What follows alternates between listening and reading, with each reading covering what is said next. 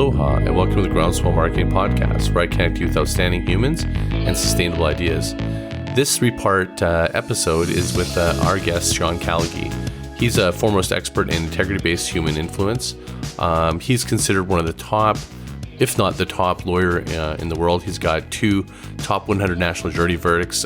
He's been able to recover over $350 million for healthcare clients. He's a soon-to-be author, and he's one that's developed this formula, the Callagy Results Formula. I just came back from surfing with him out in New York and New Jersey, and to top it all off, Sean is blind, legally blind, and he's got quite the story. So without any further ado, let's just paddle in.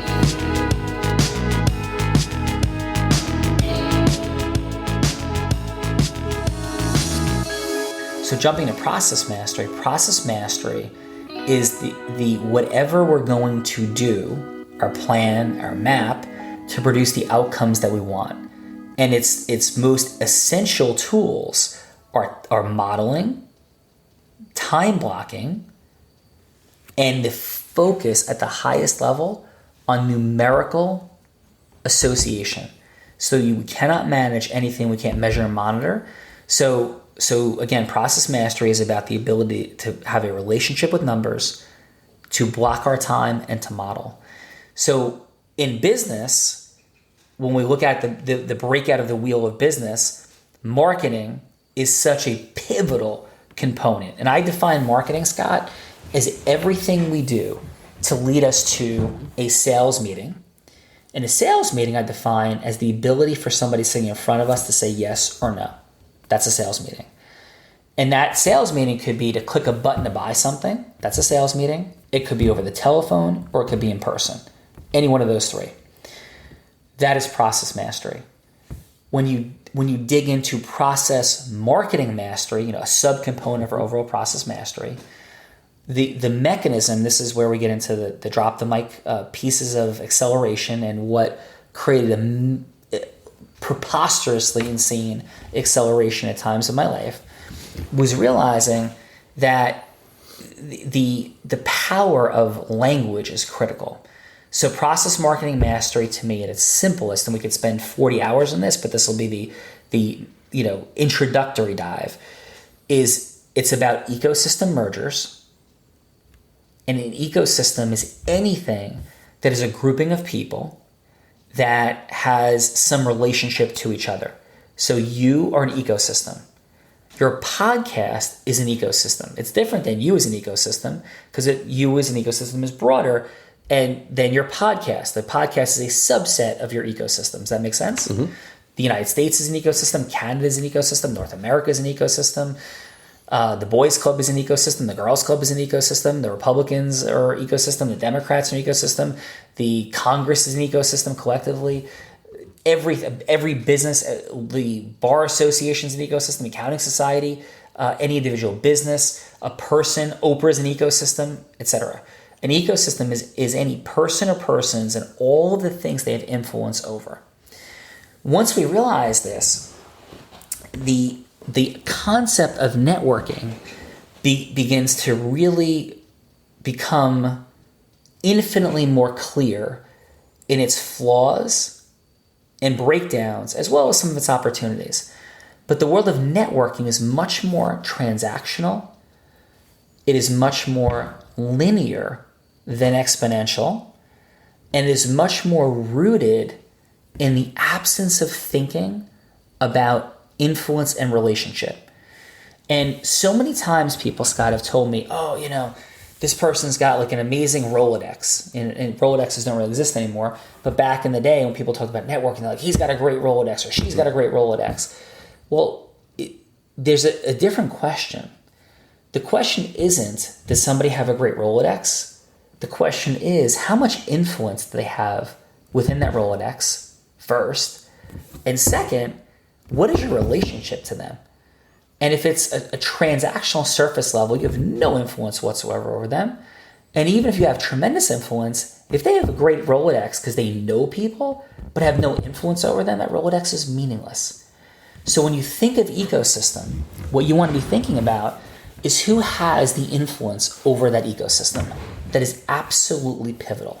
So within the United States, and this is the work of Malcolm Gladwell, speaks to this point, 5 people control or less every ecosystem. So 5 people control the United States. 5 people control the world of Oprah. 5 people control the National Bar Association. 5 people control the New Jersey Bar Association. 5 people control the National Medical Society, the state medical societies, 5 different people. That's the world of understanding ecosystem. And when you begin to think of things as an ecosystem, you also begin to think about the fact that the way you create relationship, not transaction, with an ecosystem, not a network, is by adding massive value. And when you add massive value, that's what builds a relationship. Now, pause. How that all works is the category of influence mastery, which we're going to talk about in a little bit. We're in process mastery. So the simple point is that we want to be identifying an ecosystem, the ecosystems that possess the highest level of the highest quantity of clients of quality that we want to communicate with. So, for example, if you want to work with entrepreneurs in the size of anywhere from 2 to 100 employees, they congregate places. You can find them places. And those are the ecosystems that I'm not saying that you would want to meet those people. I'm not saying you wouldn't, but if you did, you would want to find where those people are going to congregate and merge ecosystems with them.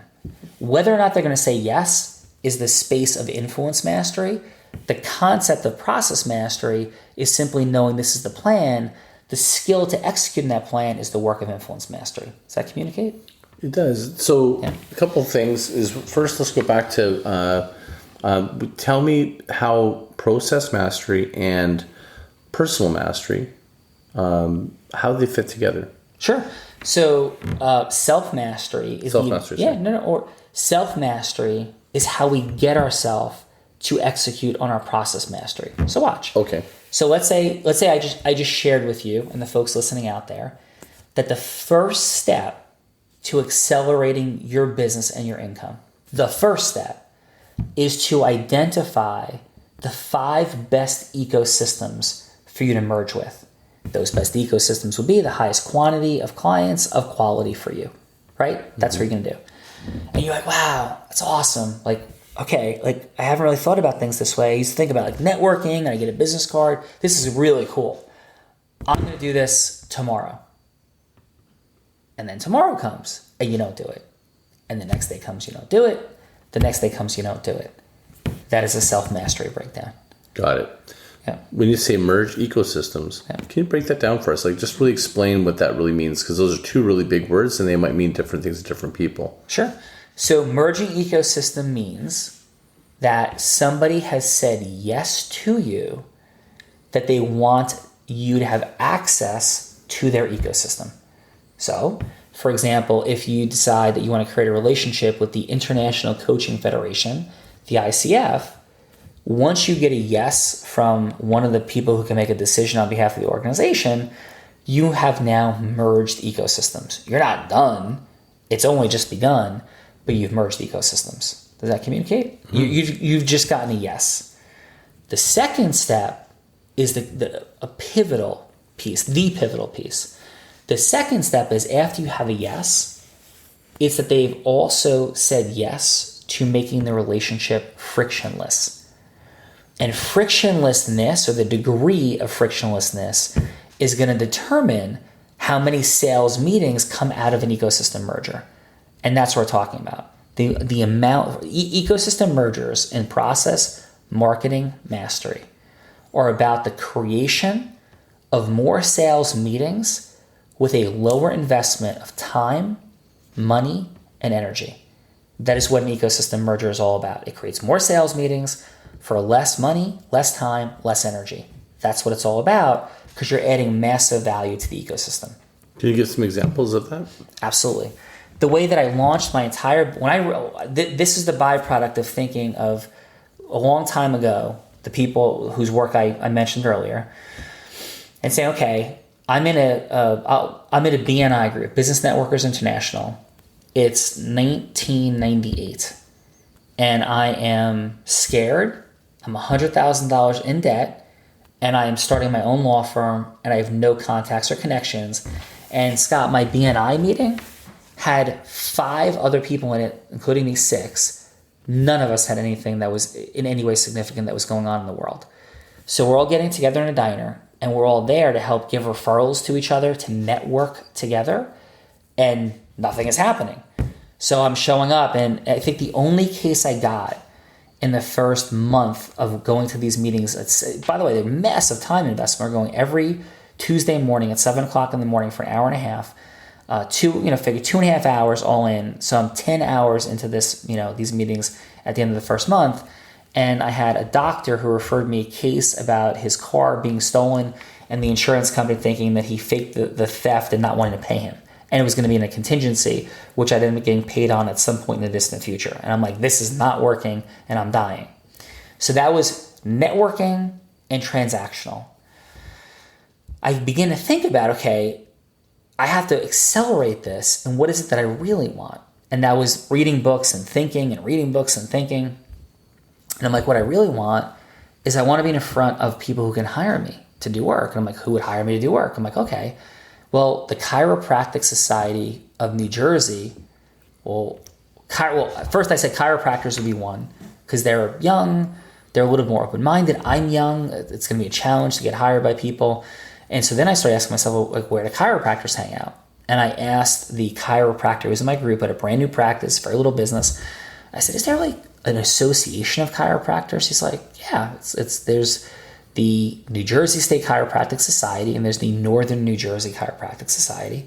I said, great. I said, they have meetings? He said, yeah, sure. I said, do you know who books speakers? He's like, well, Mary. Like, okay. So now what I didn't say was, can you have Mary call me? Because anytime we're dealing with ecosystem merger and frictionlessness, we want to take complete control of the situation so nothing can go wrong, and we don't want to burden the other person. So what am I going to do? This person's going to help me. I want to add a burden to his life to have to call Mary. Instead I said, Doc, can I just call Mary, and can I say that you and I are in the same networking group together, and that you just told me that they book speakers. I don't even need an endorsement. He's like, no, of course, say that. I think you're great and whatever. I said, thank you. I called up and had a conversation and said, listen, do you hire speakers? I went through my entire influence mastery model, and the outcome of which was her saying, yes, you can come in and speak in 6 months. I went through my objection handling at step 4 of agreement formation and influence mastery. And yes, I am intentionally showing my fluency in this terminology. We'll have to dig into that, of course. We will, right? And so, and I was able to speak at the next meeting. She was a yes. And when I went into that meeting, I also had my influence mastery components structured for my talk. And my talk was how that you're at war and you don't even know it. It was about the fact that chiropractors and insurance companies were at war.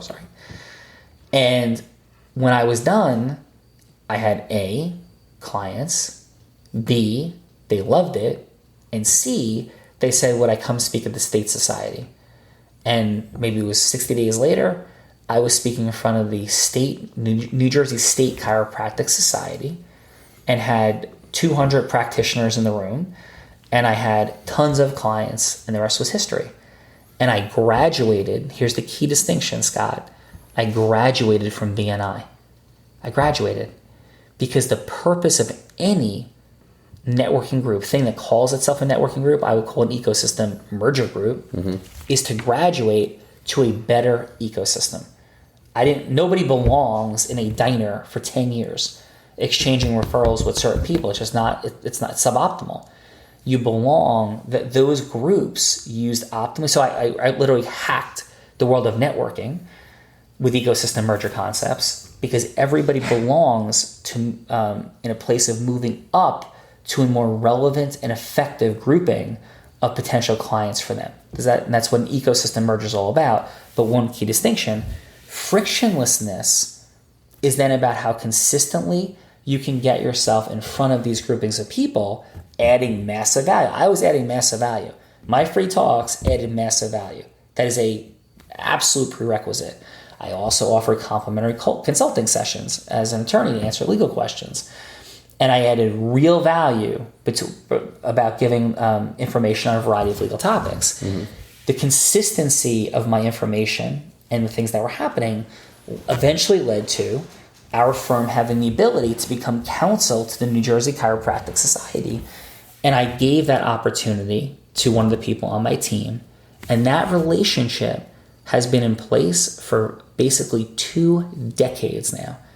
And that person has generated legal work to the tune of millions and millions of dollars off of that one ecosystem merger that he didn't even create personally.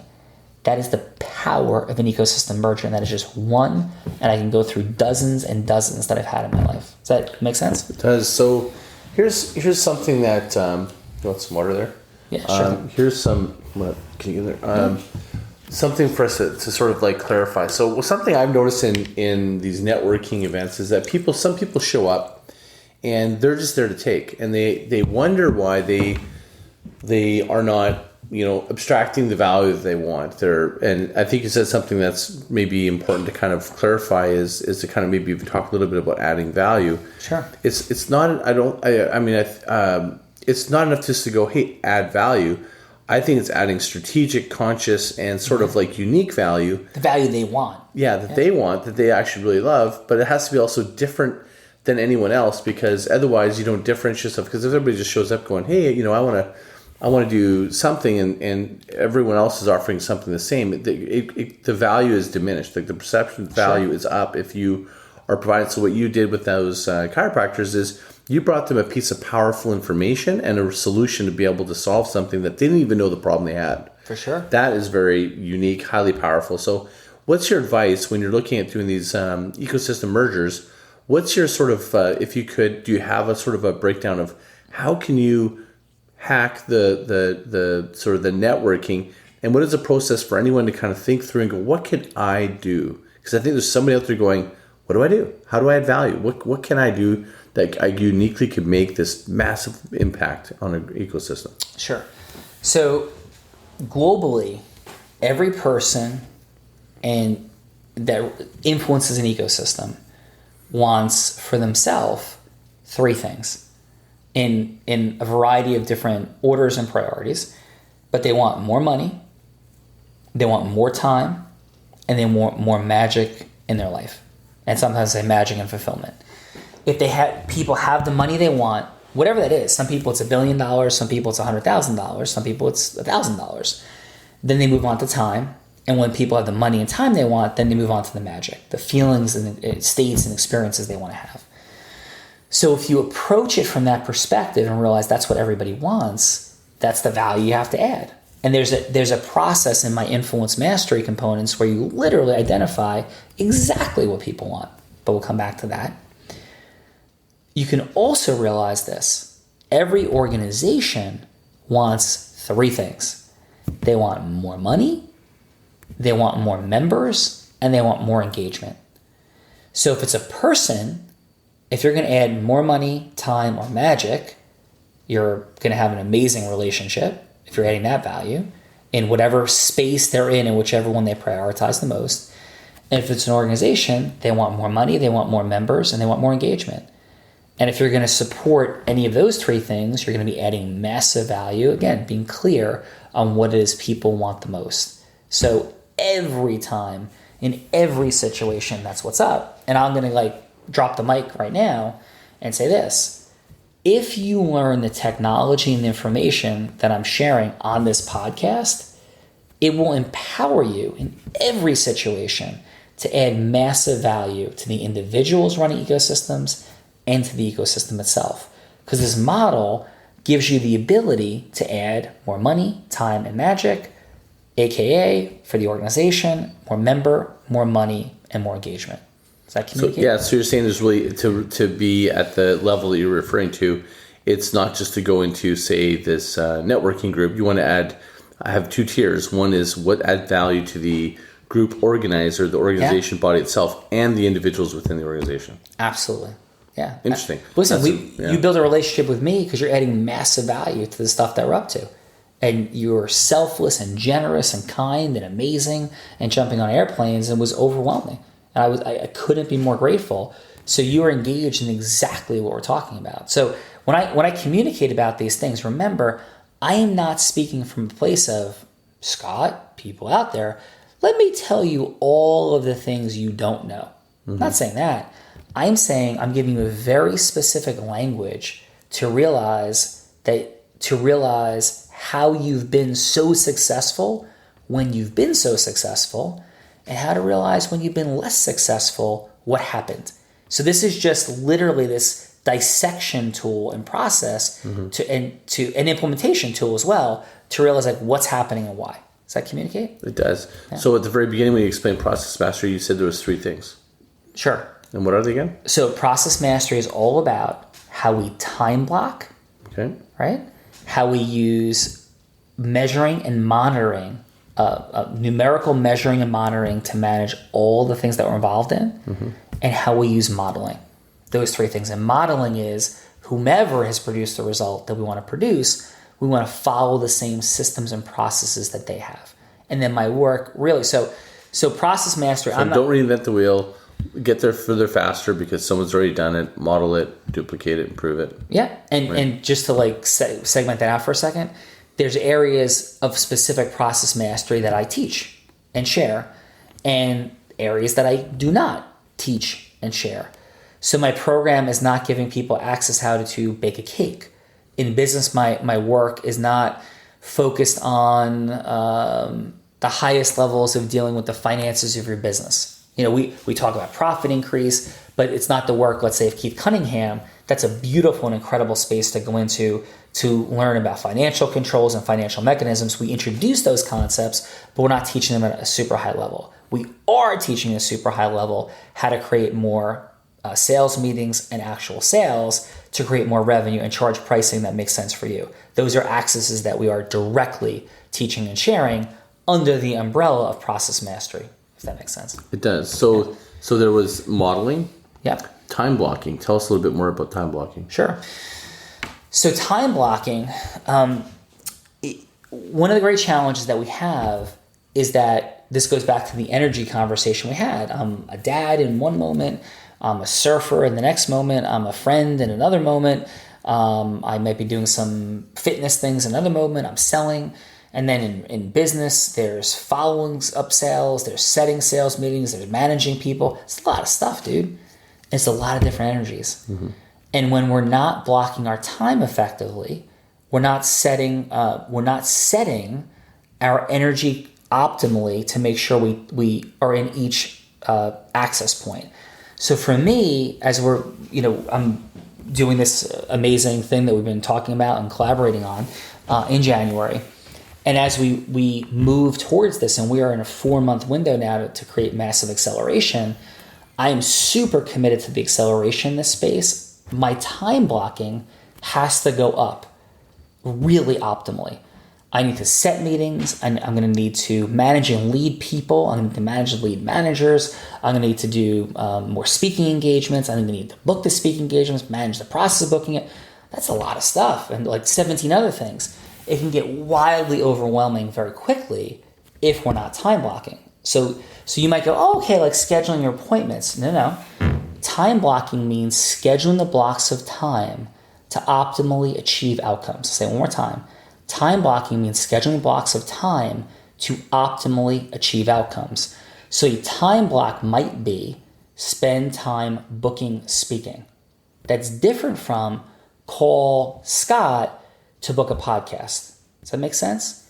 So we're going to sit in that time block and we're going to prioritize what are the optimal speaking engagements that we want to move ourselves towards. And then we want to create the plan, the process for what that's going to be, and then block the time to execute the process. Does that communicate? It does. So one of the things I've done, tell me if this ties in with time blocking, is what I've done is I've recognized my own self-masteries. I've recognized that I am not in the space for, say, writing my book in the middle of the afternoon. It's a terrible time. I have not as much brain power. I find that it's early in the morning is the best time for me to be banging out a couple hours of writing. And I time block it so that I'm doing meetings in the afternoon and I'm doing that in doing my writing in the morning, and I'm sort of kind of combining how I can be effective with my outcomes, but also effective with my own personal best energy. Like I basically know my energy state at that time. Is that kind of what you're referring to? Or? Heck yeah. Okay. Yeah. And I would even say you can optimize your time blocking potentially by looking at what parts of the book you're working on. So maybe you're going to time block for the introduction.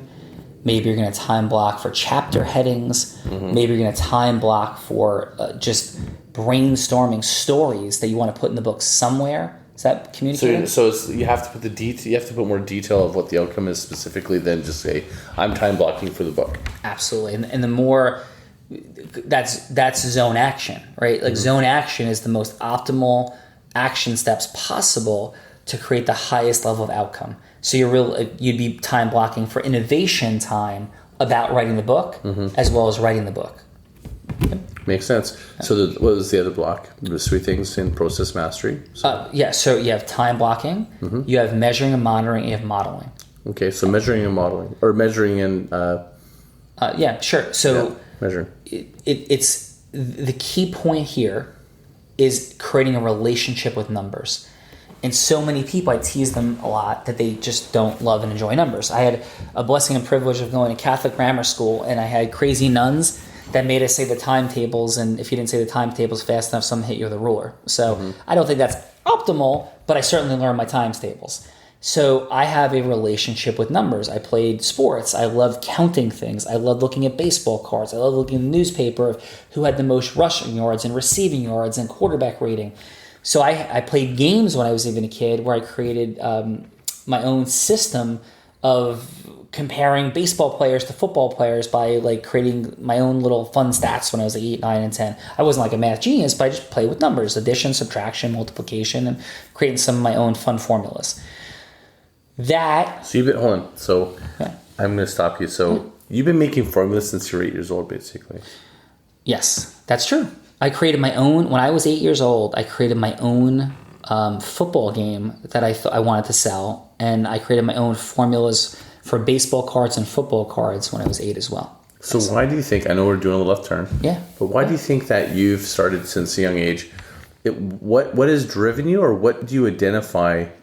Like there must be something driving you to, because you've built this whole formula, the formula of formulas as you call it, or I've heard people say, is why is that? Like what is something there is there a driving central question that's making you want to do that? You've always wanted to do that? You know what? I think as a kid, I'll come to I think they're related, but loosely. I think as a kid, I just like figuring stuff out and thinking. I liked having fun. I loved sports, and it just seemed like a fun thing to do. I had always had a lot of energy, and if I was there home alone and I was bored with what was on television, I didn't have any sibling at that point. My sister wasn't, we had a 9-year age difference, so we didn't have a lot of ability to play together. And let's say it was, I was done playing with my friends for the day. I was always out playing sports when I was a kid. I would just want to keep doing stuff. And let's say if, my mom or, if my parents were divorced, I was with my mom or with my dad and they were busy, I would invent games to play by myself. And so, because in those days, video games really hadn't emerged, so I would just find ways to occupy my time and my energy. And so it was just fun. So it was creating games and doing cool stuff. And yeah, that was really my access. And I loved competition and I loved scoring. And, maybe it was my association to athletics, but that was really what was happening. And then as I continued along the journey, I think there was always this pull. And maybe this is a great question. Thank you. I'd never thought about this before. I think there was always this pull. I got caught you off guard. This is good, though. Yeah, this is amazing. I always thought that there was this pull for me towards unique success. And I mentioned Batman and James Bond and sports teams and those things. And I think I always was just like, how do people create unique results? And I wanted to create them, but this is the truth. I never wanted to create them to say, look at me, look at me. I wanted to be an example of possibility. And the first time I ever heard the phrase example of possibility, it was in a book, I think it was in a book or it could have been an audio program, it wasn't live, with Tony Robbins. And he talked about like his mission was to be an example of possibility to people. I was like, yeah, like that's what I've always wanted to be. Like I want to just be somebody sharing the cool stuff that I'm learning over here and what's possible and you don't think it is. And I always was saddened by negativity. I was always saddened by, I wouldn't have called it this, but now I would, limiting beliefs where people are like, oh, just my luck. When I was 8 years old, I couldn't ever get myself to say it's just my luck. Could never. I'm like, it just resonated like that's wrong. Like, why would you say that?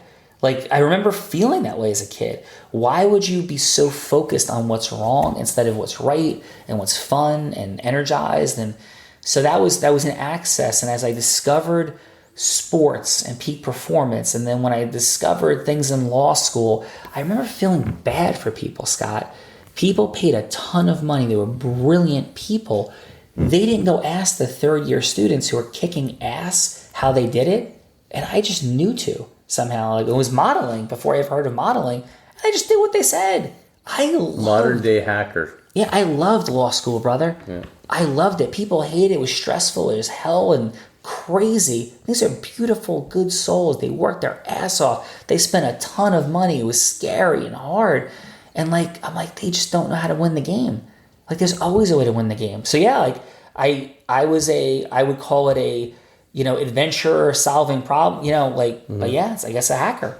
Yeah. So and I just want to keep on this a little bit because it sounds like there's a pattern, and the pattern that I'm seeing is, well, now you saw success, and then you saw super success. You went through unbelievable adversity. Your backstory is just incredible. The Chris Crone, documents it quite well about some of the details of what you had to go through with that unwinnable case.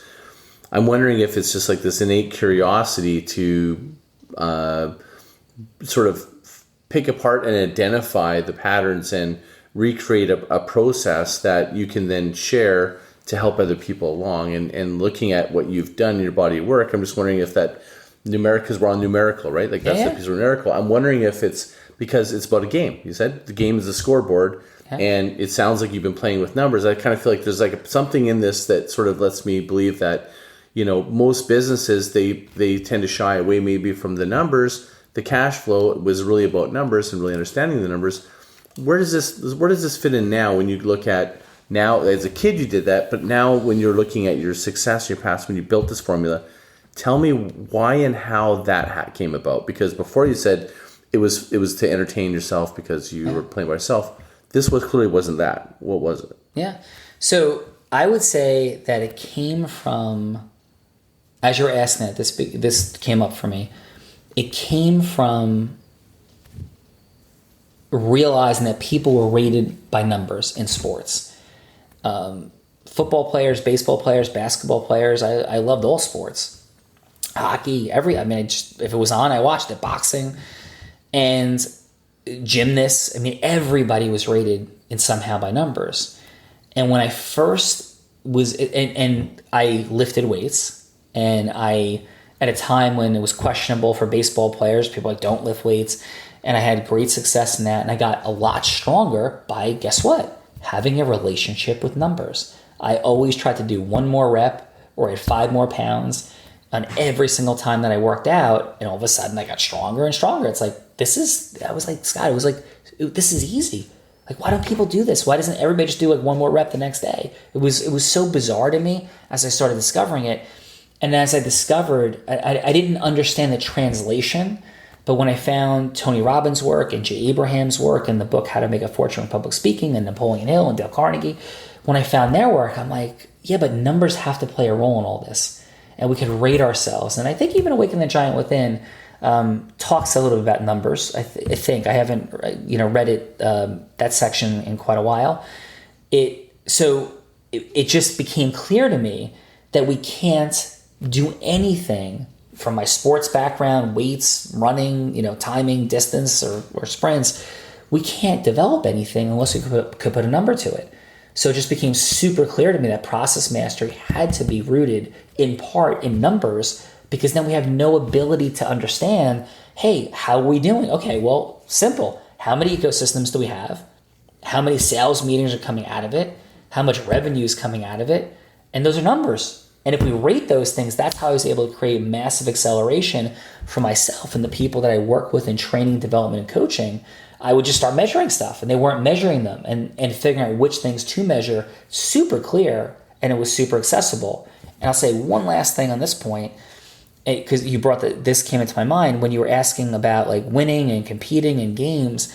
I think, when I was like 3, 4, 5 years old, I was watching the reruns of Adam West and Batman, and I mentioned James Bond, and every episode or movie of James Bond, every Batman episode, every James Bond movie, they're like always almost dead. Mm-hmm. Like they're going to be killed, the episode's ending, but they always find a way. So rooted deeply inside of me was this notion of there's always a way. Like we're going to just always find the solution. We're going to win. We're going to overcome. Good's going to defeat evil. Right's going to defeat wrong. Light's going to beat dark. And that was like rooted in me. And then numbers became an access of how to get there, if that makes any sense. It does. I think that the distinction I'm sort of getting, and what I think I'm wondering if people can hear is, I think a lot of us, or not us, but because I certainly don't feel like I have been this way in the past, is we're too subjective with the way that we're measuring our business, our performance, and so forth. Like, for example, even on personal, it's like I'm happy, I'm very happy, I'm slightly happy, I'm joyful. Where if you put a number to it and go happiness, you kind of like have the stark reality of it's a number, it's finite, it's clear, and you have some measurable difference in knowing the slight difference or if there's massive difference. And so I think that's what enables you to, a concept that I think we talked about a little bit, which is being able to move forward with looking at the pain, or maybe describe that a little bit. Does that make sense? You're saying sure. Leading with pain, right? Like yeah, it's like to be able to get you to move things forward. So sure. His number is part of that. Is that, I guess, for sure. Okay. So two things I would say. First of all, I would always want to keep present in people's mind in the Callagy results formula that mastery, the scale of mastery, is where the numbers belong. And as you rise up the scale of mastery, there's this massive access to exponentially more. I'm going to tie this into pain in 1 second. Reminding people also that the best way to realize the exponential nature of growth is to look at income levels. And I say this a lot, the 90th percentile in the US, you're making about 100 grand. These numbers are, fluctuate slightly, but about 100 grand. 95th, you're at 150. 99th, you're at 400. So you go from the 50th is 50,000, by the way. So 50th percentile to 90th, you're up 50 grand. When you go from the 90th to 99th, you've moved up 300 grand in that 9%. Mm-hmm. And here's where it gets crazy. When you move up to 99.9, you go from 400 to 1.7 million. More than 4x. 99.99, now you're up to about 8 million. So now you're up another about 5x. And then when you move from 8 million, 99.99 to one more 9, 99.999, you go up 8x to 56 million. Relate that to everything though. It's not just money. Your happiness, your fulfillment, your contribution, your spirituality, your sales meetings, your quality of influence. So it became super clear to me. And you think about it in the Olympics, like who was the fourth Olympian? We're going to come back to pain like with this. Who was the fourth place in the last Olympics? Nobody knows. Mm-hmm. They knew who won. So the microscopic distinctions at the top create these exponential differences. So the way we use pain is to realize that we're again, this is where we don't want self-punishment and self-loathing and all those things. But if we're associating like this, I know that we have 4 months to launch an incredible game to create breakthroughs for people in business. And so I'm all in right now, and every time I feel like not being all in, it is not the pleasure of the success that's going to pull me forward. It's thinking of the pain of not succeeding, and the measurement takes me along the pain continuum. So realizing that when we're going to have 1,000 people in that event plus, and realizing that if it becomes September 15th and we're at 6 people, we're way off. So the numbers are relating to pain in terms of the process mastery, but also, Scott, they're relating to pain and self-mastery. Like, how important is this to me? This is a level 9.9999999. I don't believe there's ever a 10, but lots of 9s. So the pain level if I don't follow through, my process mastery, my influence mastery, and self-mastery will be exponentially massive if I don't produce these results and outcomes because of how critically important they are to me. So that's how I would tie in numbers and leveraging forward with pain. I'm always thinking of how am I going to feel if I do not achieve this outcome, and not punishing myself and saying, oh, I suck and I'm a terrible person and like, oh, I'm a failure. Like, that's ridiculous. But the same way that I want to have an amazing life and I want to tie into the idea of using the talents God has given me for the maximum good and influencers influencing influencers to merge ecosystems, et cetera, like all of those things, I look at this as a huge access to it. So I create a massive leverage of thinking of the pain of not following through. Does that answer your question? It does. Okay, so now we've kind of covered all three of those boxes, and we've been talking about measurement and numbers. And one of the things that I feel like when we're talking about this topic is a lot of people, when you're using the baseball analogy, a lot of other programs that I see or hear about is they're always talking about hitting over the fences, like hitting home runs. It's about, get rich quick. It's about making multi-millionaires. And when you and I talked, what really struck me was this seemed to be more of a realistic game. Sure. And we're talking about, getting people in scoring position. It was about getting on first and second. Tell me about that. Tell me tell me a little bit about that kind of thinking in terms of like how this is applied, the common sense and how sensible this is in terms for a business to see the outputs that you're looking at. Yeah, thanks. So I often say that I haven't figured out or even tried to figure out the game of becoming a billionaire. I'm sure I could. I'm sure you could, and the same by applying the formula. But it's not the access and the space that I'm interested in.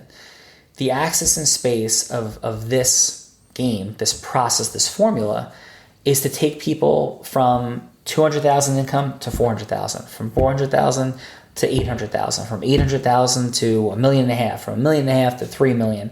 It's to create it's to create acceleration over time, but there is an immediacy to it. But the immediacy isn't the promise of, okay, you're making $100,000, you're going to make $1 million in 6 months. Mm-hmm. That could happen. I don't want to put any limitation on anybody to do anything, but it's super unlikely.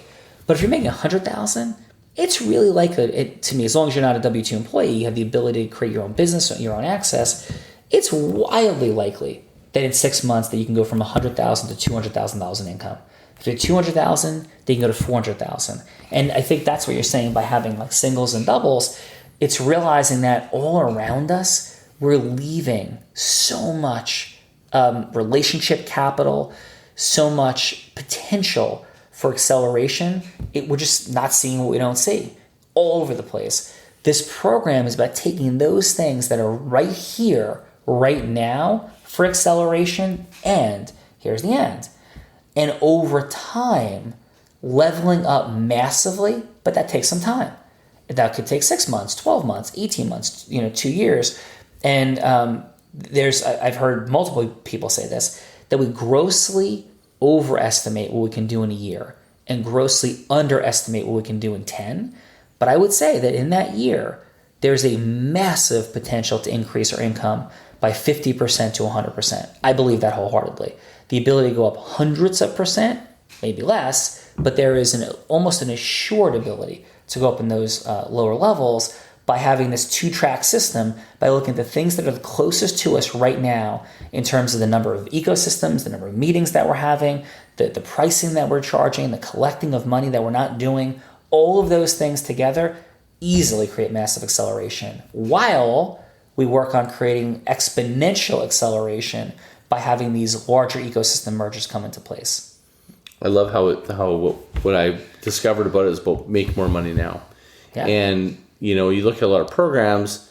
One is when someone says, you're going to make millions and billions of dollars, it's not believable. Yeah. They use the rare case study where this seems a lot more sensible, but I like the immediacy of it as well. Even though I myself am very patient, I think most businesses and the urgency that businesses have right now, the impact you can make on businesses with this program I haven't seen anything like it, because I think it's going to have massive impact because it can make money right now, affect cash flow, and it's achievable. What do you say to somebody that's skeptical about hearing this, what would you say to them to have them just lean in a little bit more? Sure. I would say, how many ecosystems have you merged with? What's the quantity and quality? And what's the frictionlessness? And the answer for 99% of people is going to be what? Mm-hmm. I would ask them, how do you build what's your sequence from going from hello to yes with people? And they would go, well, what would it look like and feel like if you had an exact optimal sequence to move through everything with absolute congruence and authenticity? How do you build emotional rapport? How do you identify people's pain? How do you have 50% of people you communicate with cry because they feel so deeply heard for the first time? How do you tell people your story and convey your heroic, unique identity into their listening every single time? How do you identify objections? And I don't use the word closing, but people do. So I say agreement formation, but let's say you say closing. How do you make sure that deals close at a much higher rate, realizing that you're not getting to unvoiced objections? How do you handle objections? How do you handle unvoiced objections? By the way, what are the 10 indispensable elements that make someone see their future in you and say yes to you? Because they're there. Where's your love for people? Where's your level 5 transformational listening so people feel heard, acknowledged, and validated at the highest level? How do you use scarcity with integrity? How does reciprocity come in and affect you, et cetera, et cetera? And so I would say those things, and the answer for most people is going to be, humana. And then I would say, well, how is it that I met, a gentleman like Rob Gill and took Rob from 8 meetings a month to this month, 175 meetings, the month that just ended in August. Mm-hmm. It's because of this exact formula. And it is totally accessible for everyone, as simple as it is to increase how fast you run a mile, as simple as it is to increase how strong you are and how many push-ups you do. It is the exact same thing. And what most people think is it's linear. It is not linear. It is exponential. And that is such a key access, Scott, because people are like, man, I don't want to do what you're talking about and deal with all this stuff. Well, those are self-mastery challenges. So the formula even takes care of that. It can help you recalibrate how you feel about people, what you're doing, the engagement you have to what you're selling. And that will be my answer. Well, there you have it. That's Process Mastery, part 2 of 3. Please join me for the next episode, which is an incredible episode, part 3 of Influence Mastery. Leave a note on groundswell.marketing. But until next time, thank you so much for listening, and we'll see you soon. Mahalo.